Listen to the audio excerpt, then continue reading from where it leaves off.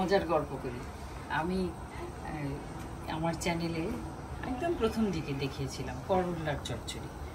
করল্লা দিয়ে বাঁশপাতা মাছ বা এরকম কোনো ছোটো মাছ দিয়ে একটা চচ্চড়ি। তো ওইটা দেখে আমাদের কিবোর্ডিস্ট নজরুল, ও খুবই আন্তরিক, খুবই এত মজার করে কথা বলে। নজরুল বলে, আপা আপনার ওই করল্লার চচ্চড়ি দেখে ওর ভাষায় করল্লার চচ্চড়ি দেখে তো আমার এত খাইতে ইচ্ছা করলো, বউরে গেলাম রান্দা দাও। বউকে আমি পারবো না, তুমি তোমার আপা কেমনে রাঁধছে তুমি। তারপরে শেষে বউকে দিয়েই বুঝে দেখে রান্না করেছে। বলে, আপা এরপরে যে তিতা লাগলো কেউ আর খাইতারে না। শেষে আমি ওইটা 2-3 দিন রেখে খাই। আমি তুমি নাই করলা নিয়ে আসছো, একদম একটা করলা আছে যে খুব তিতা হয়, একটা করলা হলো উচ্ছেরও আবার জাত আছে, আর যেটা একদম অনেক এত বড় হয় সেটা কিন্তু এত তিতা লাগে না। আমি মনে হয় উচ্ছে দিয়েই রেঁধেছিলাম, কিন্তু একটা টেকনিক আছে। টেকনিকটা হলো আপনি আলু অনেক কচলাবেন, কিন্তু করলা যখন মাখাবেন তখন করলাটার মধ্যে কোনো চাপ দেওয়া যাবে না, এবং করলা চেষ্টা করতে হবে যে উপরের দিকে যাতে থাকে।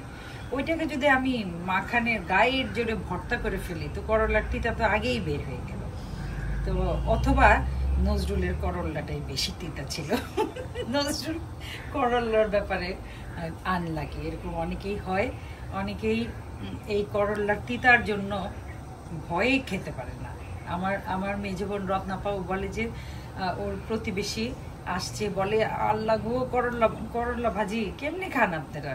তো রত্নাপা বলছে যে তুমি দাঁড়াও, আমি তোমাকে ভাত খাওয়াবো। রত্নাপার আবার একটা ভাজি আছে, করল্লা একদম আলুটা হলো ম্যাচের কাঠির মতো চিকন করে কুচি করে কাটে, অনেক বেশি পেঁয়াজ দেয় এবং করলাটা বাতাসের মতো করে কাটে পাতলা করে। তারপরে সেটা চুলায় দিয়ে নাড়ার আগেই ভাজা হয়ে যায়, সবুজ থাকে। ওইটা না জাস্ট একটা অদ্ভুত, একটা জাদুকরী একটা ভাজি। ওইটা ওনার হাতে ছাড়া আসলে কারোর হাতে সম্ভব না। তো ওই ভাজিটা ওই প্রতিবেশীকে খাওয়ানোর পরে সে বলে, আপা এত মজা, আপা রাখেন না, আমাকে বাকিটুকু দিয়ে দেন। এই হলো করল্লার ইতিহাস, যে এক একজনের হাতে করল্লা হয়ে যায় মধু, আর একজনের হাতে হয় তেতো। তো কিছু করার নাই ভাই, আমি আমার মতো রান্না করি। আমার হাতের রান্না যদি যার রিজিকে থাকবে সে খাবে।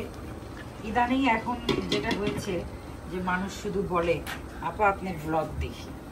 আমি চিন্তা করি যে আল্লাহ, আমি সবাইকে ভুলে যাচ্ছে যে আমি গান গাই, নাকি আমার গানের বাকি পিছনের ইতিহাসটাই মুছে যাবে। এরকম চিন্তা করি। আর চিন্তা না, এটা দুশ্চিন্তা করি। আর চিন্তা করি যে রান্না করাটা বাদই দিব নাকি। এই ভিডিওতে রান্না করা যদি বাদ দিই তাহলে ঘরে রান্না করবো না।